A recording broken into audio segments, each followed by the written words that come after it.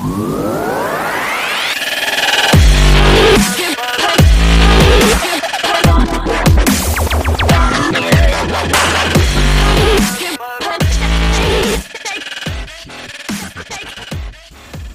welcome back to the Power of Perspective, the talk show with Shawn. And I'm Tench. And we are so appreciative that you chose to share some moments of your life with us. I'm just going to give it right over to BJ, and BJ is going to take us and introduce us to the topics that we're going to be talking about today. And I'm very excited to participate in the conversation. In a world full of hip-hop culture with different lingos, different terminology, different interpretations, with all of the social media, and you got your Instagrams, Facebooks, Twitter, you name it. There's just so many different phrases. And what I felt like talking about today, Shawn, I'm very guilty of this. Who is your interpreter? And what kind of terminology are you using? Now, to all of our viewers, I'm sure they're looking at it saying, okay, get to the point. Well, I'm going to get to the point. There's a lot of different terminologies when it comes to us dealing with each other. And it's not a black thing, it's not a white thing, it's not a Hispanic thing.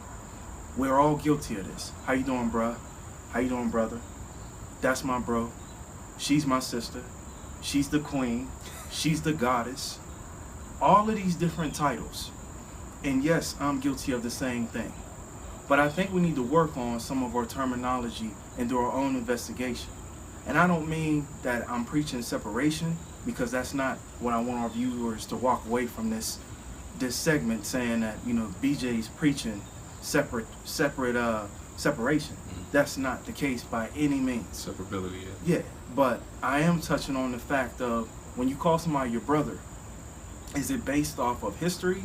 Is it based off of, you know, the terminology that everyone else is saying it, that your mega superstars or your athletes are saying it, or your politicians? Or is it based off of this person genuinely has maybe not the same thoughts and the same background as you, but you're on a brotherly frequency? You can relate to that person. That person may come from the same environment of you, but more important, they have the same wishes. They have the same mindset. More important, they may not be trying to do the same thing you're trying to do, but it just seems like you are on the same page. And I get sick and tired, and I'm allowed to say that, right, Shawn? Of course. Okay. I get sick and tired of people, because again, I don't want to make this a race thing. I get sick and tired of people accepting anything. And is that just because we're overcompensating to a lack of maybe parenting? I don't know. But, you know, when I call someone my brother, I may call Shawn my brother, and I have on different occasions. But history has proven itself. I just got done saying off air that society has proven to me that everyone who has the same skin tone as me might listen to the same music as me, might even drive the same car and go to the same restaurants. You name it, they do it. But he's not necessarily me. Because once someone's identity and their character is put on the table, you know, such and such and such and such did this crime, a heinous crime, such as maybe rape, domestic violence, is that still your brother? Or if this so-called brother, and this has happened in my own personal life, this brother molested his own sister, his biological sister. Yeah, but that's still my brother. After a while, you should have to start asking yourself subliminally, am I accepting his behavior? Am I of the same upbringing, or more important, am I the same species as this person? Am I the same being as him? Because we're all humans. And if you want to make it a culture thing, yes, I do call a lot of brothers from the black race my brothers. But I have learned through growing up and actually seeing things for myself, just because he looks like me doesn't mean he's me. So I have to ask our viewers out there, who's your interpreter when you say, that's my brother, that's my sister? If you call her a goddess, because I do hear a lot of people in the social media field, she's a god, she's a goddess. Well, if she's a god, her kingdom might be a little off. Her temple, which is her body, seems to be unbalanced. Yeah. Her offspring is everywhere, and she's not upbringing them or cultivating them or nurturing them like a goddess would. So we just are just accepting any role based off of, television or the music. And I'm not sure what our viewers think, but Shawn, I definitely want to know what you think. As is always, whenever me and you talk, when you speak, my mind goes into different directions, but also, it's a very structured, excuse me, it's a very structured way in which my mind goes. But I think that one of the first things to address is that, like you said, why are you endearing somebody? Whenever you call somebody bro, bruh, my sister, I always say my peoples, it's nice to hear, and it's nice, especially amongst, I think, the off-camera last time we talked about how it's nice that people, especially a disconnected people, it's not a black thing, it's not a Hispanic thing, it's not a white thing, it's not an Asian thing, but some of these particular races that I just mentioned are disconnected amongst themselves. So it's nice whenever people want to endear you as family, right? Mm-hmm. But it causes me to think of what the 40 Laws of Power, which is it's a basic book. I like the book, it talks about some complex things, but it talks about how people use selective kindness, right? People use selective honesty. So you have to really interpret, as you said, somebody's character, because if somebody's coming up to you, what's up, bro? What's up, sis? What's up, mom? If it's genuine energy, then that's one thing. But at the same time, some people use sabotage and manipulation to get close to you. And why do we not care about people's character? It takes, I think, a strong person, and a person who's fearlessness, or a person who's fearless, to be able to have the wherewithal to assess somebody as being that type of manipulative, sabotaging person. There's people in my own family, I'm sure that everybody can say the same thing. There's people in my own family. I remember one time I was having a conversation with somebody who's really close to me in terms of my family of origin. And this person said, "Do you think that I would ever hurt you?" And I said, "Yeah, I do." And that person asked me that before, and I really never answered it honestly. So it took a lot of courage for me to say, yes, I do think that you would hurt me because you've hurt me before. But they kept using these manipulative, sabotaging ways to get close to me in a way where they could use me against my own will. So again, I think that just like boxing, one of the punches, the hook, they say the hook is actually one of the most dangerous punches because you don't ever see it coming. And somebody's always close to you. So I think that sometimes we have to recognize that even though some of these terminology that we use, bruh, fam, peoples, they might indicate that somebody is family, we got to recognize that sometimes family is the people that hurt you the most. They're the closest ones to you. So those are just some of my immediate thoughts. Well, I'm glad to hear that, Shawn. We're going to take a small break, and when we come back, I'd like to know who your interpreter is and what is your own terminology. We're taking a small break. We'll be right back.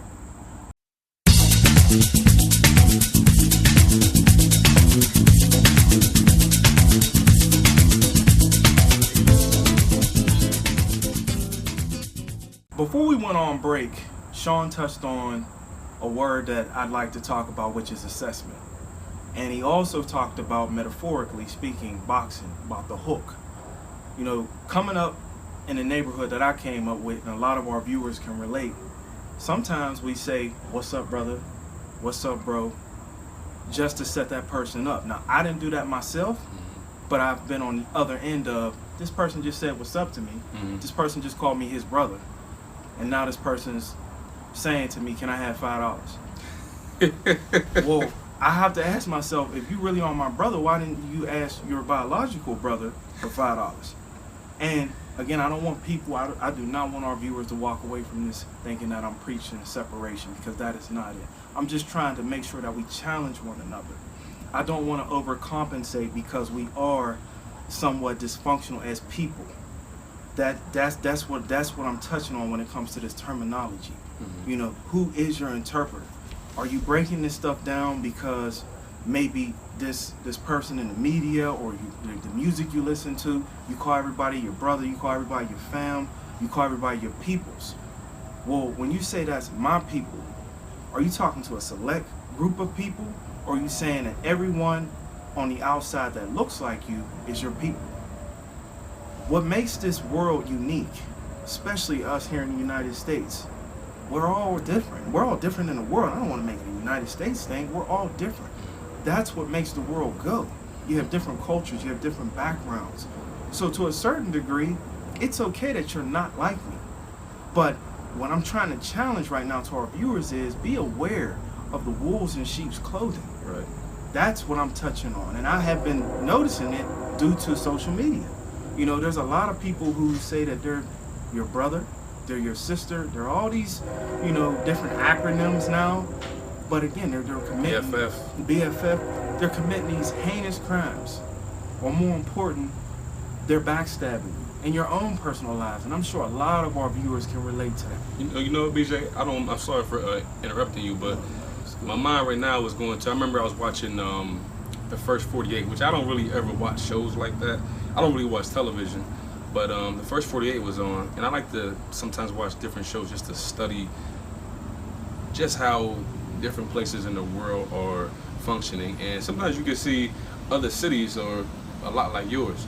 And there was a guy, I'm not gonna say his name, I don't even remember his name, but he was a murderer, one of the murderers in the community, right? And he actually ended up, I think, dying either sometime after the show or maybe sometime during the show. And whenever he had died, the community, like in some of the communities that you and I have grew up in, you know, there was murals everywhere, there was graffiti everywhere of him. He was a murderer. You know what I mean? Like, he even said on camera, like, you know, I'm a demon. You know, I do things that are demonic. I have no care for other people.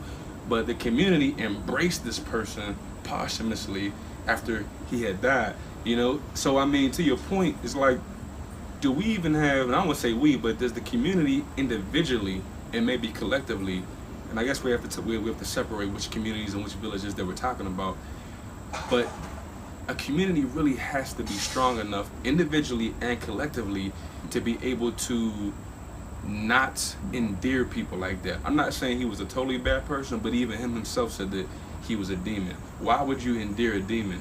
Why would you show so much love posthumously and spend so much of your time digging up somebody who's breaking down the community? And you see, this is after a person shows their true character. After a person shows. I don't want the viewers to misinterpret what we're trying to say here, where they're just so cold-hearted to every stranger, every person that walks by you at the grocery store or the department store. You're just looking at them like, you ain't my family. I'm not trying to preach that. I'm not trying to make people watch this today and look at themselves saying, am I really that friendly? No, we want you to be friendly. But after a person shows their true character and they've showed and revealed themselves, are we ignoring the fact that some of these people are different? Some of these people are not your family. Right. So some people may look at it as nitpicking, because I'm sure we're going to have some viewers saying it's just a phrase. But subliminally, I'm challenging our viewers, is that your people? Right. Is she still your queen? Is that your fam? Is that really your family? Is that bro? Because behind closed door, if a person is a liar and they repeat, like in your own families, we have liars, we have addicts, we have thieves. There's one in every family. Some of us have 3 and 4 in the family. Mm-hmm. Yes. And we're embarrassed to say, yeah, that's my cousin.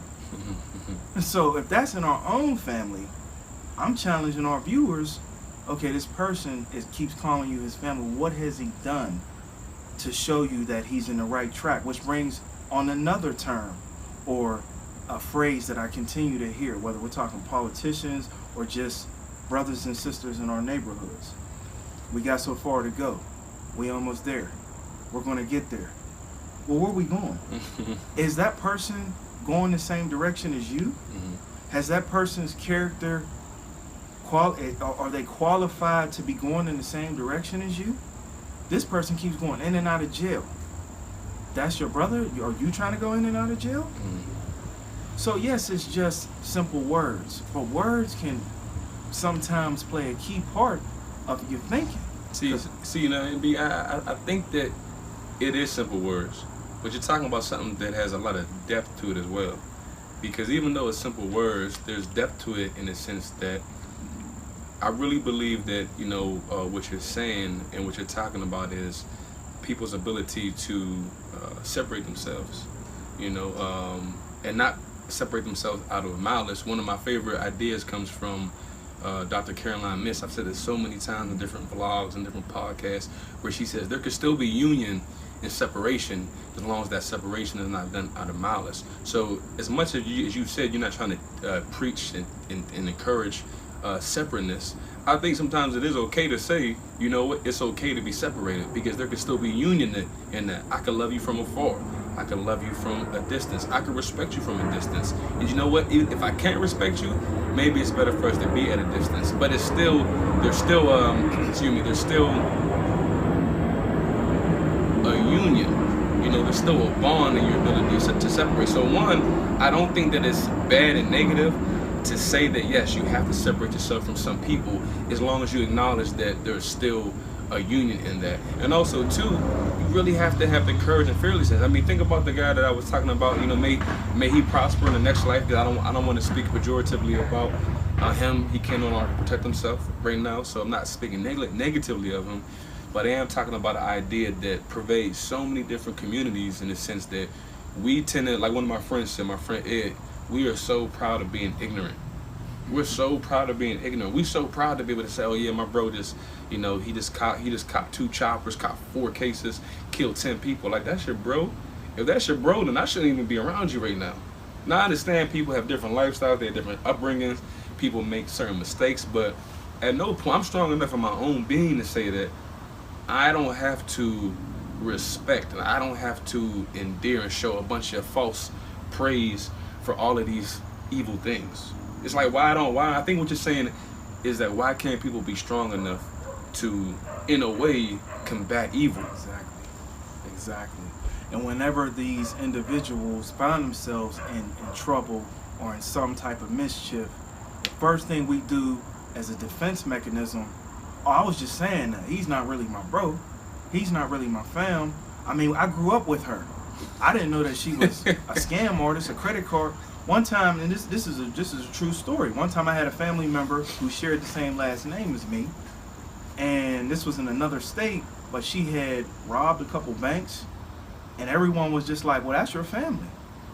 Yes, she's my family due to the blood. Mm-hmm. But I could honestly tell people, looking them in the face, but I have no relation with her. I have no relationship.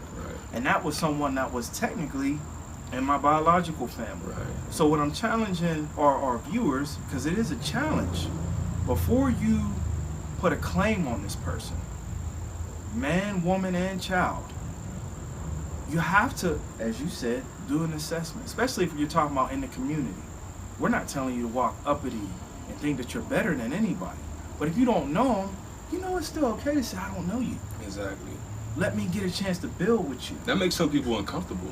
For some reason, people feel uncomfortable if they don't show an excessive amount of kindness, an excessive amount of friendliness. No, you can be friendly with compassion, you know, but you don't have to be excessively compassionate. You don't have to be excessively friendly. And there's a word that's flirting around right now in this segment, honesty. Mm-hmm. I'm just being honest. Mm-hmm. Well, you know, I could take your child, you know, for a walk with me and my kids. Oh, man. Not exactly. I don't know you. I don't know you. Yeah. How about we do lunch? Yeah. How about we do a play date? Yeah. How about we do something in that nature before I allow you to take my child? And don't get offended. There's another aspect of that too, BJ, in the sense that, you know, I've had this conversation twice in the past week. You know, there are good people out there. Yes. Excuse me. I don't actually believe in good people. I do believe in decent people. You know, one of the deities says that there are no good people, and you know, no one is good. But you know, but there are decent people who aim to do good. They do exist. They do exist, right? But you know, I had somebody had offered to watch me and my wife's son. And I know this person, and I do trust this person. However, my wife doesn't know this person, and me and my wife already have an agreement that, you know, as much as possible until our child gets a certain age and can speak fully, we're not going to have our child with any strangers. Now, and I have no problem telling people that at all. but you still want to be compassionate in how you deliver the message and be tactful. And you know, this person said, like, yo, like, I get it. I'm a stranger to your wife. I'm a stranger to your son.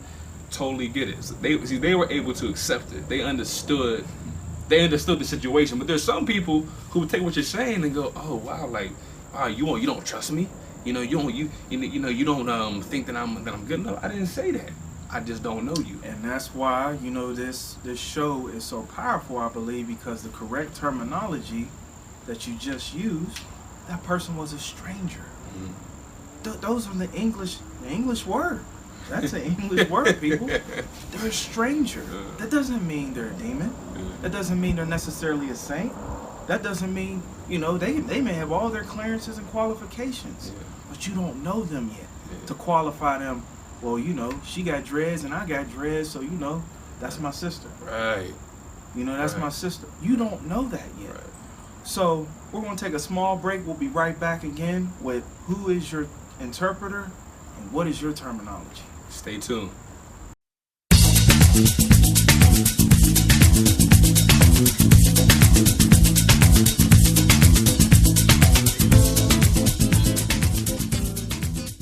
Welcome back. We're still talking about who your interpreter is and the correct terminology. Well, Shawn, we only got a little bit of time left. Any final thoughts? I think that if there was any final thoughts that I could pick, it would probably be, the most salient one is to have enough inner strength and inner power to be able to say no, to be able to keep people at a distance sometimes. You know, in boxing, I have this thing in my private practice called therapeutic boxing, where one of the first things that we learn is the jab, right? Is the jab. And the jab symbolically symbolizes distance. So sometimes you are most powerful when you keep people at a distance. If I'm super close up on BJ and we sparring, I'm not going to be able to exert all of my power because I'm too close. But if I can keep somebody at a distance where they need to be, I can exert my power. You don't have to be close to everybody, even the people that you grew up with and lived in the same home with. And again, to be this point, we're not trying to teach separateness, but saying that should not overpower the truth in you being able to separate some of the people who you are close to, genetically speaking, right? There are people in your family who may be beautiful people in one way and are dark people in another way. And it's okay to separate yourself from these people in a certain way, but you have to have inner strength, and you have to be able to tolerate some of the tension that you're going to go through. And if I pick one more idea, I will probably say that you have to be able to assess the character and the spirit of the person that you are interacting with. I don't care if it's a stranger who you just pass at, you know, Target or a Best Buy. You know, sometimes when I'm out with my family, so that's sometimes. All the time when I'm out with my family, we all have our radar on all the time. You know, the best way for me to protect my family is for them first to protect themselves, and also we have the protection of the higher power and all of that. I mean, there's systems within the system.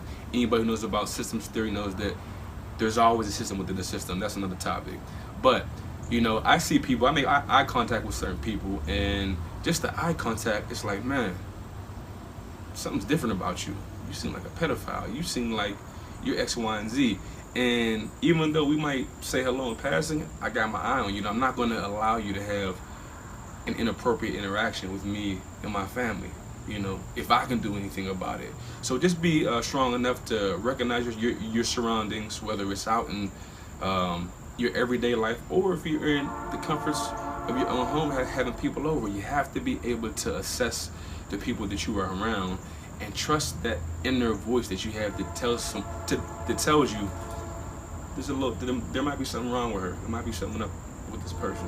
You know, that's what it's there for. Mm-hmm. And while we're wrapping this up, the only thing I want to tell our viewers is, first of all, I'm challenging our viewers. The next time you say that someone is your brother, your fam, your peoples, your goddess, your queen, etc., you know, take time to evaluate that person. If you've grown up with them that long, ask them how their everyday life is. Ask them what their goals are. Find out, you know, what they want to do. Hang out with them. Don't just say this because maybe they're on Facebook and you both are talking and it's like, you know, this is my bro and you put it viral. evaluate your own community. Evaluate your own community. Evaluate your neighbors. Have fun and be friendly. But like Shawn said, you can keep people at a distance. And while you're doing that, believe it or not, you're working on your own character. You're working on your own character, because we all can strengthen what we see. No matter how strong our eyes is, we're always missing something.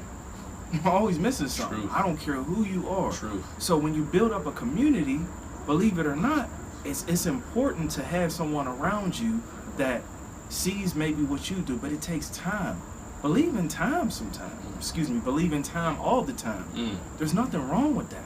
Be patient. You don't have to embrace everybody overnight just because they may listen to the same music as you, or they like the same sports team. We got Jordans on. We both got Jordans. We both. Timbs. Yeah. Or more important, I used to play ball with him back in '97. Hey man, it's 2017. You sure? You sure that person is your brother? Have you took time to break bread with him? Have you took time to meet his kids? If he is married, have you took time to meet his wife? If he won't let you meet his wife, are y'all still brothers? For the ladies, she's your girl since preschool, but you haven't seen her in 5 years. Well, how about you do lunch with her before you say I would die for her? Please be careful with the terminology that you use. So it's more of a challenge, because you're working on yourself. That's the most important thing. I'm not preaching against separation, but at the same time, I think we can all get better in this aspect of our lives with putting up our radar, and more important, challenging the people that's in our lives. And as far as the interpretation goes, who your interpreter is, if you're not really sure exactly what that person is saying when they say you're my fam, you're my comrade, you're my peoples, maybe you need to sit back and ask them, what does it mean to be your brother? What makes us brothers? As far as the ladies go, that's a big one. Exactly. What makes you and her sisters?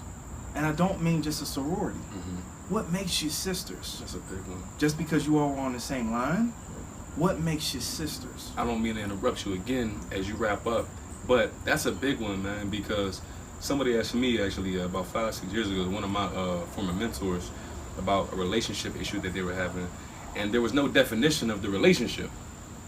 They were both engaging in intimate relationship behaviors, but there was no definition, there was no conversation about what are we, who we are, what does this look like. So I just wanted to say that that's very important to define.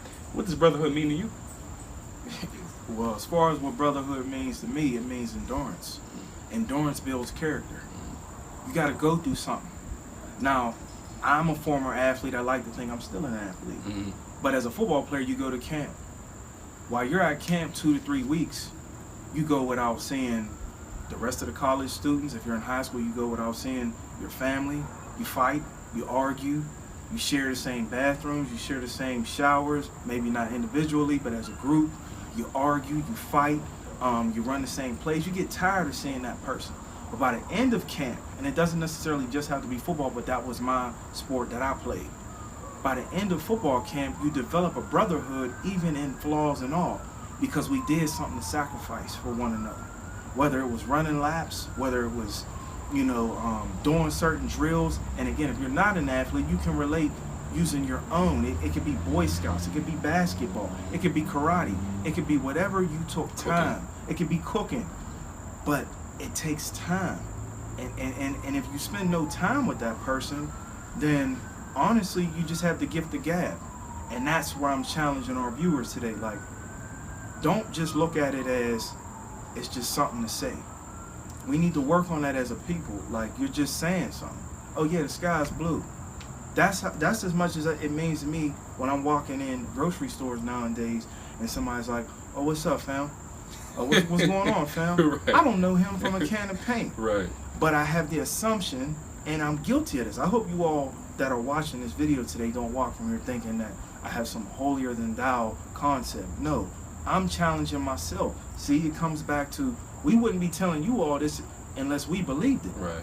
My character speaks for itself. I want to work on this. Practice what you preach, what you practice. Exactly. Preach what you practice what you preach. So before we wrap this up, Shawn, if someone wants to get a hold of you, what would be the best way for them to get a hold of you?